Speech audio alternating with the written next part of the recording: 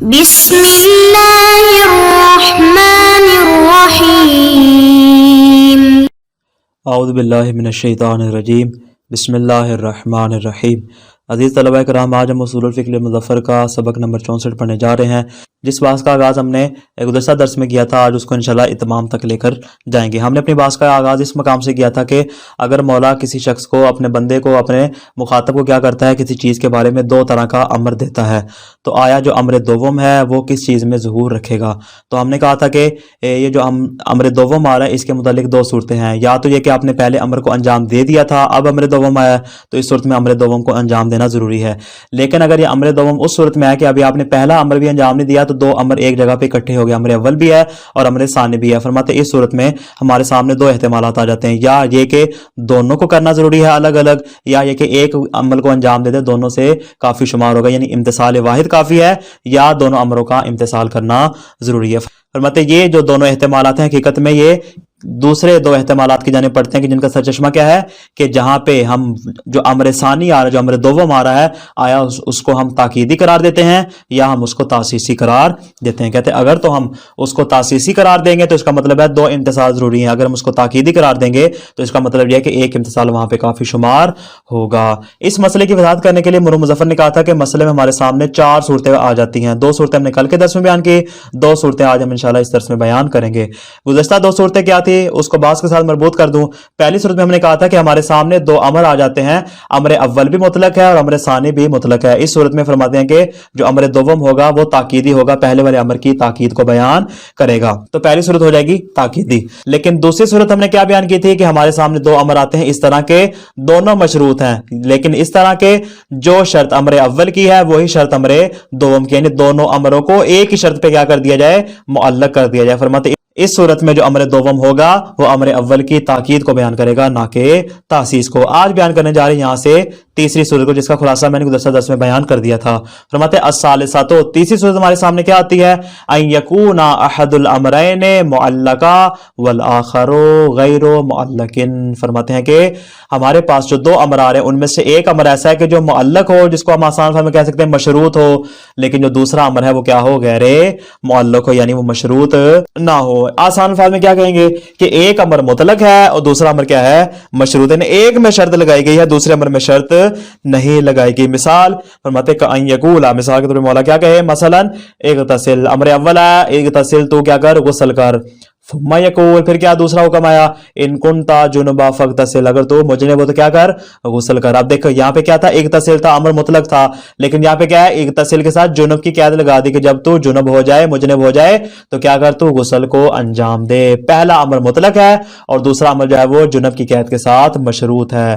ففی هذه الحالت ایضا، فرماتے اس حالت میں بھی، یعنی یہ ایضا کا اشارہ کس جانب ہے، پہلی والی دو صورتوں کے، یعنی جس طرح ہم نے پہلی دو صورتوں میں کہا تھا کہ پہلی دونوں صورتوں میں امر ثانی تاکیدی شمار ہوگا، فرماتے اس حالت میں بھی، تیسری حالت میں بھی یکون المطلوب واحدہ، فرماتے یہاں پر بھی مطلوب کیا ہوگا، ایک ہی ہوگا، یعنی جو امر ثانی ہوگا وہ تاسیسی نہیں ہوگا بلکہ امر اول کے لیے وہ تاکیدی ہی شمار ہوگا۔ تو کیا نتیجہ نکلا کہ پہلی صورت میں بھی تاکیدی، دوسری صورت میں بھی تاکیدی، اور تیسری صورت میں بھی کیا ہوگا، تاکیدی شمار ہوگا۔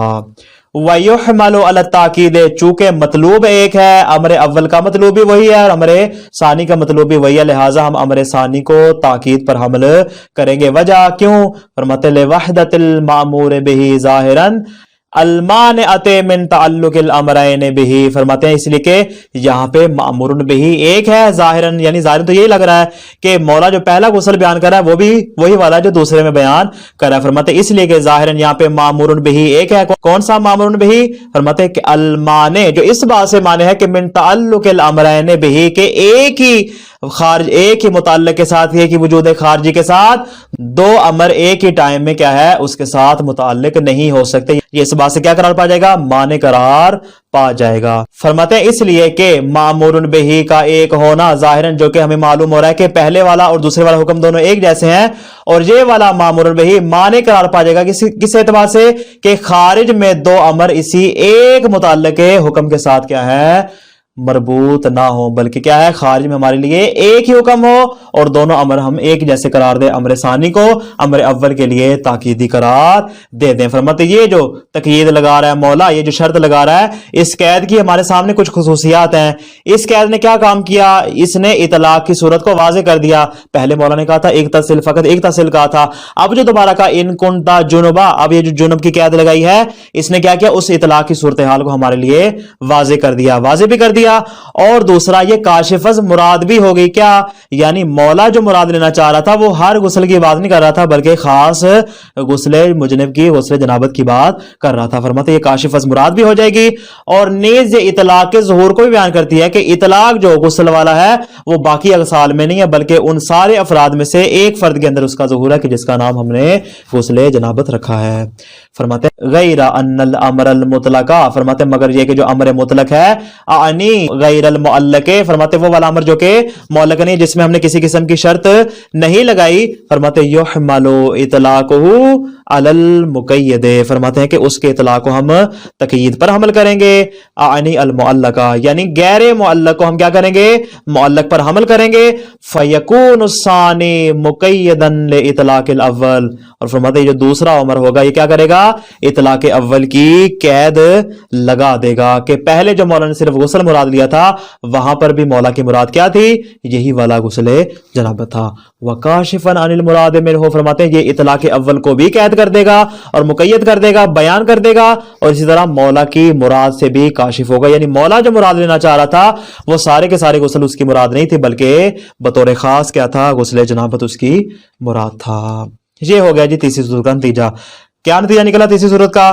کہ وہاں پہ ایک امر مطلق ہو، دوسرا امر مشروط ہو، تو جو امر مشروط ہوگا وہ حقیقت میں قید بیان کر رہا ہوگا امر اول کی، لہٰذا ہم کیا کریں گے؟ اس کو تاکیدی قرار دیں گے، تاسیسی قرار نہیں دیں گے۔ الرابعہ، تو چوتھی صورت آ گئی ہمارے پاس۔ فرماتے تین صورتوں میں تو ہم نے ثابت کر دیا کہ تینوں کی تینوں صورتوں میں کیا نتیجہ ہوگا؟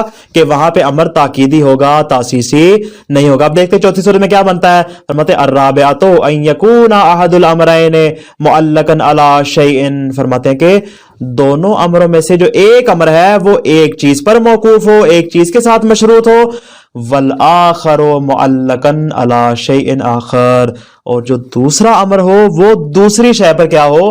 موقوف ہو، یعنی نہ پہلے امر کا دوسرے کے ساتھ کوئی تعلق ہے اور نہ دوسرے امر کا پہلے امر کے ساتھ تعلق ہے۔ کیوں؟ اس لیے کہ پہلے امر میں ایک قید لگائے گی وہ الگ ہے اور دوسرے امر میں دوسری قید لگائے گی جو پہلے سے الگ ہے۔ مثال فرماتے کئن یقولا، مثلا مثال کے طور پر مولا کیا کہے؟ ان کنتا جنبا فاغتسل، اگر تو مجنب ہو تو غسل کر۔ یہ پہلا امر آ گیا امر اول کہ جہاں پہ جنابت کے ساتھ اس کی قید لگائی۔ ویقول، پھر دوسرا امر آ جاتا ہے ان مسستا میتا فاغتسل، اگر تو کسی میت کو ہاتھ لگائے، کسی مردے کو ہاتھ لگائے تو کیا کر؟ غسل مسے میت کر۔ تو یہاں پہ کیا ہوا؟ یہاں پہ اصلاً کیا ہوا؟ شرط مختلف ہوگی، اس میں بھی غسل کا حکم ہے، اس میں بھی غسل کا حکم ہے، لیکن پہلی صورت میں اس کو جنب کے ساتھ مختص کر دیا اور دوسرے میں اس کو مسے میت کے ساتھ کیا کر دیا؟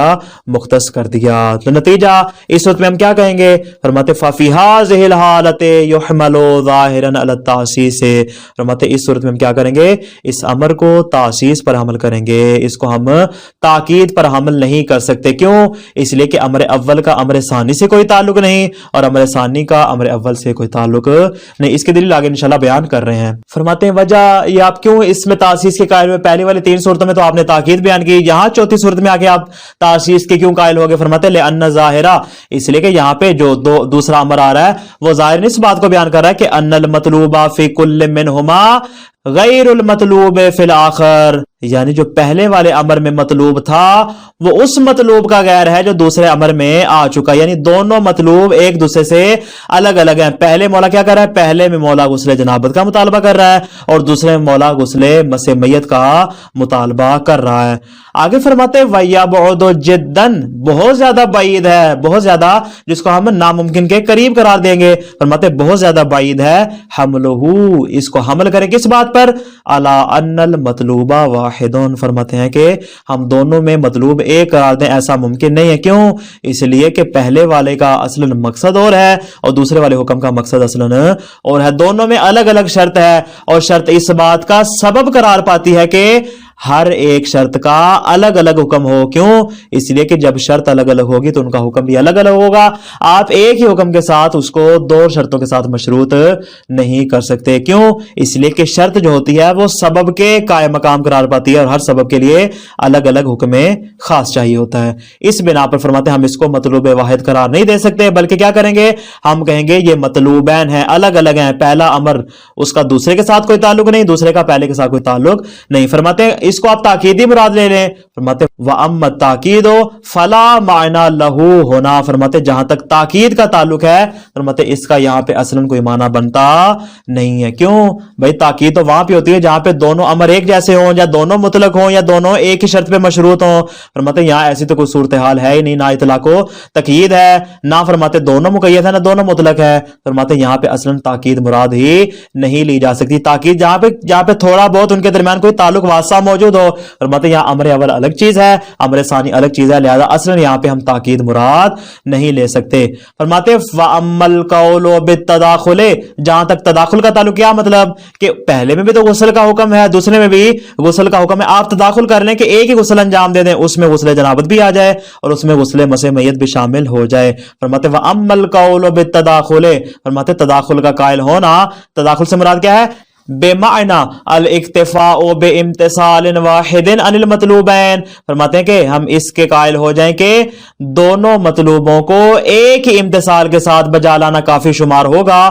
فہوا ممکن. فرماتے اس بات کا بہرحال امکان پایا جاتا ہے. تاکید کا اصل یہاں کوئی معنی نہیں ہے، لیکن تداخل کے متعلق ہم گنجائش نکال سکتے ہیں. تداخل میں کیا ہوتا ہے کہ ہم کیا کریں؟ دونوں کو ایک ہی صورت میں انجام دے دیں. مولا نے پہلی صورت میں بھی کیا کہا کہ تو غسل کر، دوسری صورت میں بھی کہا غسل کر. چونکہ دونوں میں غسل ہے، ہم ایک ہی غسل کر لیں، وہ پہلے کے لیے بھی کافی ہو جائے اور دوسرے کے لیے بھی کافی ہو جائے. فرماتے تداخل کا معنی یہاں پہ ممکن ہو سکتا ہے. وَلَكِنَّهُ لَيْسَ مِنْ بَابِ التَّاكِيدِ فرماتے ہیں کہ یہ اس باب میں سے نہیں ہے، ہم یہاں پہ تداخل بھی مراد نہیں لے سکتے. کیوں؟ فرماتے ہیں ہمارے پاس دو وجوہات ہیں جس کی بنا پر ہم تداخل مراد نہیں لے سکتے. پہلی وجہ کیا ہے؟ فرماتے تداخل خود امر کے متعدد ہونے کی دلیل ہے. تداخل وہاں پہ ہوتا ہے جہاں پہ دو امر ہو، اس لیے کہ امر واحد میں کبھی بھی تداخل کی کوئی بات کرتا نہیں. تداخل کا مطلب کیا ہے کہ دو الگ الگ چیزیں ہیں، ایک کو دوسرے میں داخل کر دیا جائے. تداخل وہاں پہ ہوتا ہے جہاں پہ امر واحد نہ ہو بلکہ امرین ہو. فرماتے امر واحد میں تداخل کا کوئی معنی نہیں ہے. اس کا مطلب آپ تداخل کی بات کر رہے ہیں یعنی دونوں کو الگ الگ شمار کر رہے ہیں تو تداخل کی بات کر رہے ہیں، بغیر آپ امر واحد کے تداخل کی بات کر نہیں سکتے. ایک یہ ہماری وجہ دلیل کی جس بنا پر ہم تداخل کو مراد نہیں لے سکتے. اور دوسرا کہ تداخل خلاف اصل ہے. اصل یہ ہے کہ دونوں حکم اپنی جگہ مستقل ہوں. فرماتے تداخل کیا ہے؟ خلاف اصل ہے، چاہے اسباب میں ہو یا مسببات میں ہو. اگر آپ نے تداخل مراد لینا ہے تو اس کے لیے آپ کو دلیل کی ضرورت پڑے گی. فرماتے بلا یفرض فرماتے تداخل کو فرض نہیں کیا جا سکتا، لیکن کب؟ الا بعد فرض تاسیس. اگر ہم تاسیس کے قائل ہو جائیں. یہ والی بات جو ہم نے امر اول میں بیان کی، یعنی پہلی جو ہم نے دلیل دی اس کو بیان کر رہے ہیں. فرماتے بلکہ یہاں پہ تداخل کو فرض نہیں کیا جا سکتا. مگر کس مورد میں؟ الا بعد فرض تاسیس، جب ہم تاسیس کو فرض کر لیں. پہلے تاسیس ہوگی یعنی دو الگ الگ امر ہوں گے، امر واحد نہیں ہوگا بلکہ کیا ہوگے؟ امرین ہوں گے، الگ الگ امر ہوں گے، پھر ہم تداخل کی بات کریں گے. فرماتے تداخل کی بات تب کی جا سکتی ہے وَإِنَّ هُنَاكَ أَمْرَيْنِ يُمْتَثَلَانِ مَعًا بِفِعْلٍ وَاحِدٍ. اور فرماتے یہاں پہ دو امر ہیں کہ جن کو ایک ہی فعل کی صورت میں انجام دیا جائے گا، جس کو ہم تداخل کا نام دیتے ہیں. فرماتے ہیں گویا کہ ہم دو امروں کے قائل ہو جائیں گے، لیکن فرماتے اس کے باوجود بھی یہاں پہ تداخل ہم نہیں مراد لے سکتے. کیوں؟ وَلَكِنَّ تَدَاخُلَ عَلَى كُلِّ حَالٍ خِلَافُ الْأَصْلِ. تداخل ہر حال میں کیا ہے؟ اصل کے خلاف شمار ہوتا ہے، لہذا ہم یہاں پہ تداخل مراد نہیں لے سکتے. وَلَا يُسَارُ عَلَيْهِ الہی کی دمیر جائے گی تداخل کی جانب. فرماتے ہیں تداخل کی جانب ہم رجوع نہیں کر سکتے، اور جہاں پہ ہم دونوں اغسال کو ایک ہی غسل کی صورت میں انجام نہیں دے سکتے، لیکن کس صورت میں؟ الا بدلیل خاص. فرماتے جہاں پہ ہمارے پاس دلیل خاص موجود ہو اور دلیل آ کر کے کہ ہاں دو امر موجود ہیں، آپ تداخل کی صورت میں امتصال واحد کی صورت میں اس کو انجام دے سکتے ہیں. کما ثبتا، کما سے کیا کریں؟ دلیل خاص کی مثال دے رہے ہیں. دلیل خاص جیسا کہ ہمارے پاس مورد ہے کما ثبتا فی غسل الجنابت، جیسا کہ غسل جنابت میں فقہا نے بات ثابت کی. کون سی والی؟ کہ انہو یجزی ان کل غسل آخر، کہ یہ ہر دوسرے غسل سے کافی و شافی شمار ہوگا. فرماتے ہیں وسیأتی البحث عن التداخل، تداخل کے بارے میں انشاءاللہ تفصیلی بحث کہاں پہ آئے گی؟ فی مفہوم شرط، مفہوم شرط میں انشاءاللہ ہم تفصیل کے ساتھ جو اس کے بارے میں گفتگو کریں گے. تو کیا نتیجہ نکلا؟ نتیجہ یہ نکلا اس چوتھی صورت میں تاکید کو بھی اصلاً مراد نہیں لے سکتے، تداخل کا امکان ہے، لیکن فرماتے ہیں تداخل یہاں پہ شامل ہے. کیوں؟ اس لیے کہ تداخل کے لیے ہمیں دلیل خاص چاہیے، چونکہ دلیل خاص موجود نہیں ہے لہذا تداخل کو بھی ہم مراد نہیں لے سکتے. خلاصہ کیا ہوا آج کے درس کا؟ فرماتے ہیں مصنف کے نزدیک امر مولا میں 4 طرح کے احتمالات پائے جاتے ہیں. جو مولا نے امر ثانی دیا اس میں 4 احتمالات ہیں. یا تو دونوں کے دونوں امر مطلق ہوں، فرماتے اس صورت میں تاکید مراد لیں گے، یا دونوں مشروط بے شرط واحد ہوں، یا تیسری صورت میں کیا ہے کہ ایک مطلق ہو اور ایک مشروط ہو، اور چوتھی صورت جو ہم نے بیان کی کہ دونوں مشروط ہو لیکن بے شرطین، پہلے امر کی اور شرط ہو دوسرے امر کی اور شرط ہو. فرماتے جہاں تک تعلق ہے پہلی 3 صورتوں کا کہ جہاں پہ دونوں مطلق ہو، دونوں مشروط بے شرط واحد ہو، یا ایک مطلق اور ایک مشروط ہو، کہ جو 2 صورتیں ہم نے کل کے درس میں بیان کی، ایک صورت ہم نے آج کے درس میں بیان کی. فرماتے یہ جو 3 صورتیں ہیں، فرماتے تینوں کی تینوں صورتیں تاکید کو بیان کرتی ہیں، لیکن یہ جو چوتھی صورت ہے یہ تاسیس کو بیان کرتی ہے. فرماتے تاسیس اس لیے کہ چونکہ دونوں الگ الگ امر ہیں، 2 الگ الگ شرطیں ہیں، 2 الگ الگ سبب ہیں، فرماتے ان کا مسبب بھی الگ ہوگا، ان کا حکم بھی الگ ہوگا، لہٰذا ہم نے اس کو تاسیسی قرار دیا. تاکید ہم کیوں نہیں مراد لے سکتے؟ فرماتے اس لیے کہ دونوں امر ایک دوسرے سے جدا ہے. تاکید وہاں پہ ہوتی ہے جہاں دونوں امر کے درمیان کسی لحاظ سے تھوڑی بہت مماثلت پائی جائے، تھوڑی بہت نسبت پائی جائے. فرماتے دونوں امر ایک دوسرے سے اکثر جدا ہیں لہذا یہاں پہ ہم تاکید کو مراد نہیں لے سکتے. اور تداخل کو بھی اس لیے مراد نہیں لے سکتے 2 وجوہات کی بنا پر. اس لیے کہ اولاً تداخل جو ہے وہ تعدد امر کی دلیل ہے کہ یہاں پہ الگ الگ امر ہے، اور ثانیاً یہ کہ تداخل کے لیے ہمارے پاس کوئی دلیل خاص موجود نہیں. اگر ہمارے پاس دلیل ہوتی پھر ہم تداخل کی بات کرتے، چونکہ دلیل موجود نہیں ہے لہذا نہ ہم تداخل کو مانیں گے نہ ہم تاکید کو مانیں گے، بلکہ اس چوتھی صورت میں ہم تاسیس کے قائل ہو جائیں گے. والسلام علیکم ورحمۃ اللہ وبرکاتہ.